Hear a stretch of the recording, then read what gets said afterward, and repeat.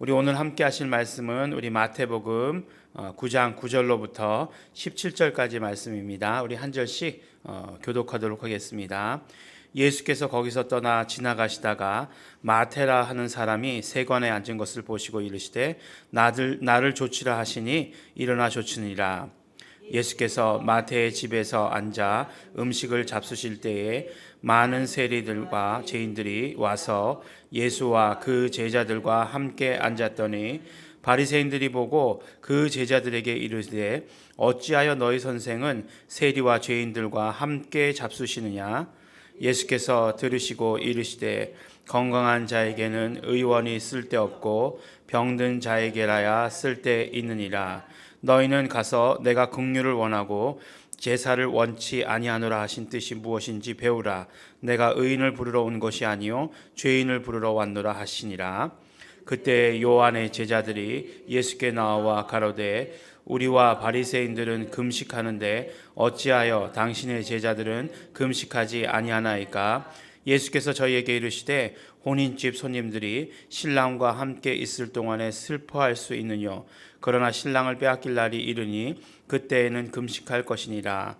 생배 조각을 낡은 옷에 붙이는 자가 없나니 이는 기운 것이 그 옷을 당겨 헤어짐이 더하게 되며 새 포도 함께 봉독합니다. 새 포도주를 낡은 부대에 넣지 아니하나니 그렇게 하면 부대가 터져 포도주가 쏟아지고 부대도 버리게 됨이라. 새 포도주는 새 부대에 넣어야 둘이 다 보존되느니라. 아멘. 네, 오늘 말씀을 보면 우리 한 가지 이야기만이 아니라 여러 가지 이야기가 이렇게 계속돼서 나오는 것을 보게 됩니다. 첫 번째로 오늘 말씀을 보니까 이제 마태를 부르시는 그런 장면이 나오죠. 그러니까 복음서마다 마태복음에서는 마태를 부르시는 장면, 그렇다고 뭐 마가복음에서 마가를 부르시는 장면이 나오지는 않아요. 네. 그렇지만 어쨌든지간에 마태복음이니까 마태를 부르시는 장면이 나옵니다. 마태가 보니까 직업이 뭐죠? 세리라고 하는 것을 알게 되는 거죠. 그리고 세리와 짝을 이루는 것이 뭐죠? 오늘 말씀을 보니까 세리와 죄인들 이렇게 짝을 이루고 있는 것을 보게 됩니다. 그러면 세리는 이제 세금을 걷는 사람이었는데 왜 세리들이 죄인이냐? 네, 우리는 이것들을 굉장히 잘 이해할 수 있어요. 그 어떤 이야기냐면 일제 이 36년 동안 이 그 일본에 붙어서 먹고 살았던 사람들의 이야기를 우리 너무 잘 알고 있습니다. 완전히 그 민족의 반역자죠. 그래서 죄인이다라고 이렇게 이야기를 합니다. 또 세리들에게는 정해진 월급이 없었다 이렇게 얘기합니다. 그러니까 일은 하지만 월급은 없었다. 그럼 어떻게 하느냐? 스스로 월급을 창조했다 이렇게 얘기하는 거잖아요. 그러니까 이를테면 뭐 나라에 낼 세금이 100원이다. 그러면 200원 걷어가지고 100원은 내가 먹고 100원은 나라에 내고 뭐 이런 식이었다라고 이렇게 이야기를 합니다.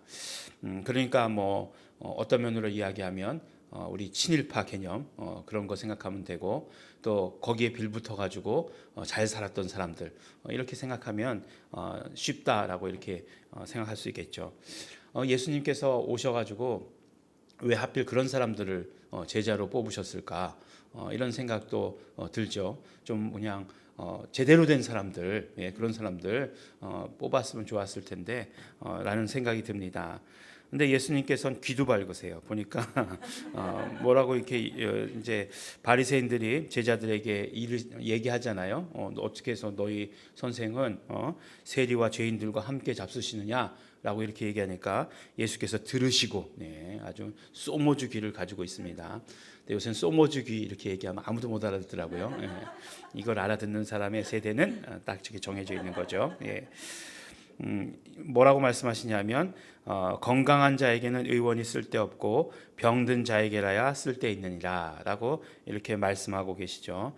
그리고서 너희는 가서 내가 긍휼을 원하고 제사를 원치 아니하노라 하신 뜻이 무엇인지 배우라.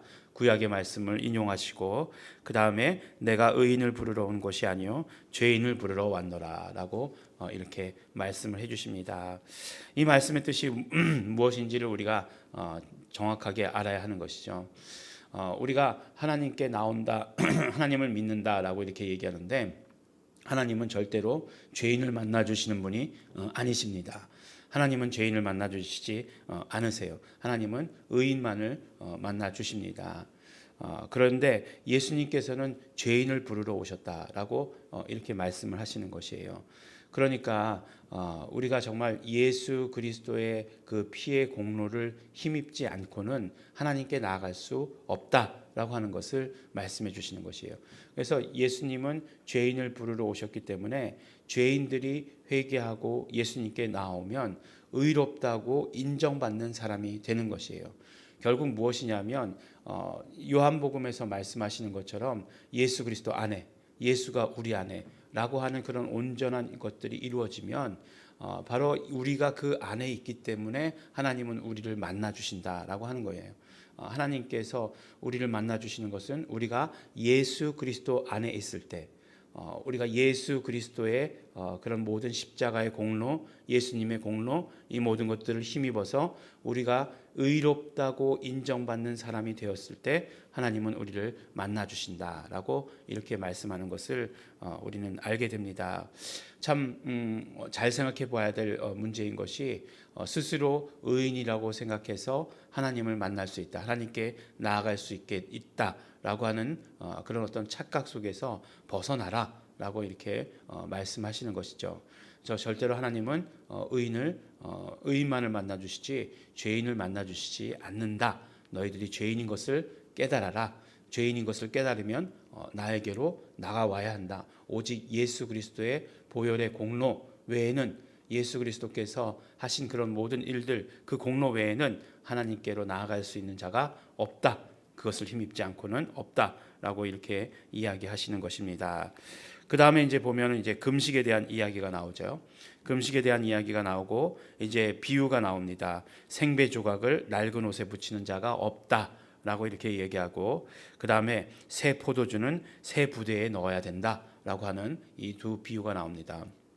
근데 이 비유의 말씀을 들을 때마다 이제 또 선거철이 됐잖아요. 선거철이 됐으니까 이 말들이 또 자주 들릴 것이다라고 이렇게 생각이 됩니다. 새 포도주는 새 부대에 넣어야 된다.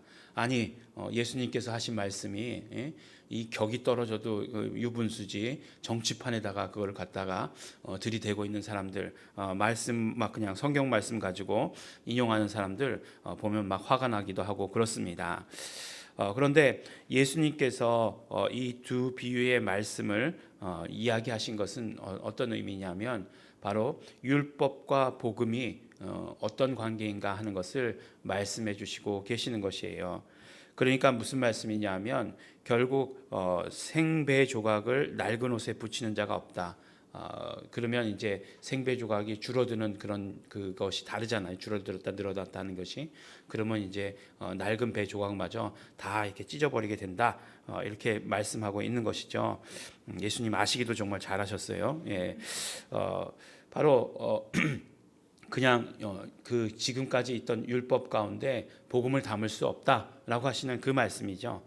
새 포도주도 복음을 말씀하는 것이고 낡은 부대는 결국 율법을 말씀하는 것이니까 바로 그 복음을 율법에 담을 수는 없는 것이다 라고 하는 것을 그대로 말씀해 주시고 계시는 것입니다. 그러면 복음을 율법에 담을 수 없다 라고 하는 것은 또 어떤 의미일까요? 복음을 복음대로 그대로 우리가 받아 가져야 된다라고 하는 그런 말씀 아니겠어요? 그러니까 복음을 복음으로 받아 가지기 위해서는 지금까지의 그런 모든 것들이 다 무너져야 된다라고 예수님께서 오셔서 말씀하신 것일까요? 아니죠.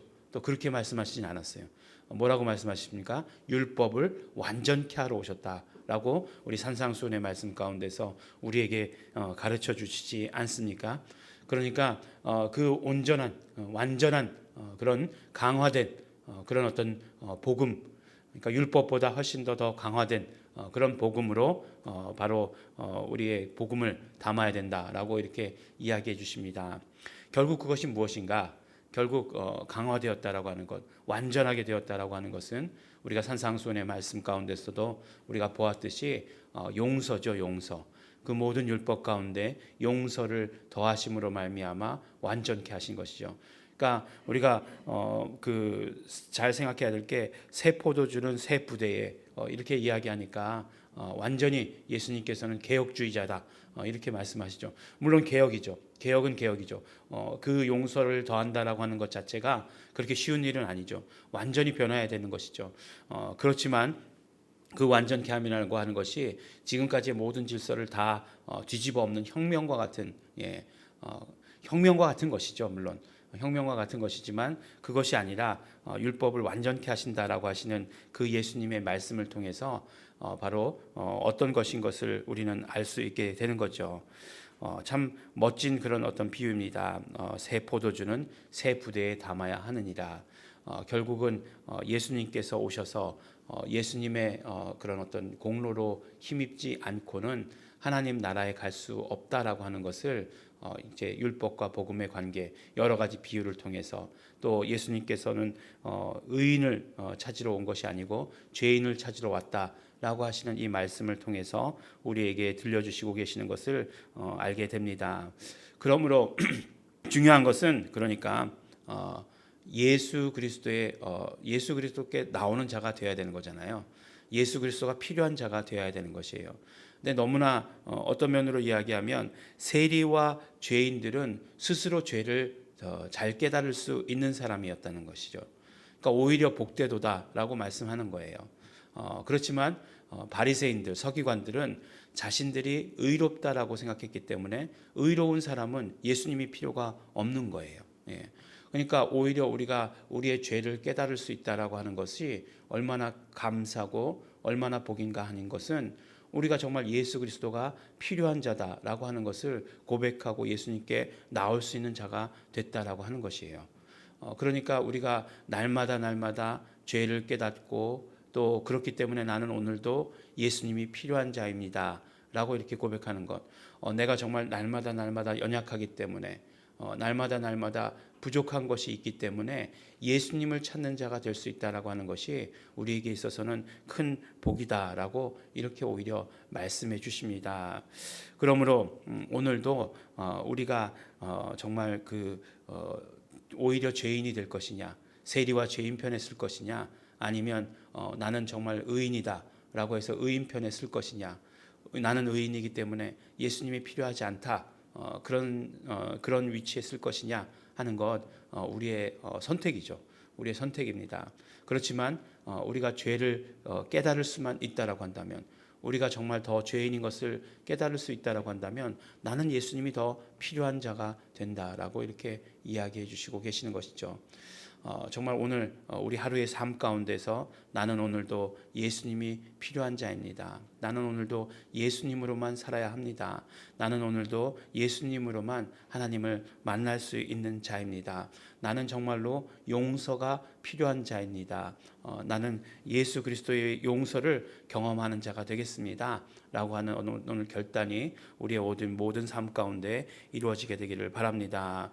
우리 이 시간에도 우리 함께 기도하실 때 정말 예수님께서 죄인을 부르러 오셨다라고 하시는 것 너무나 감사합니다.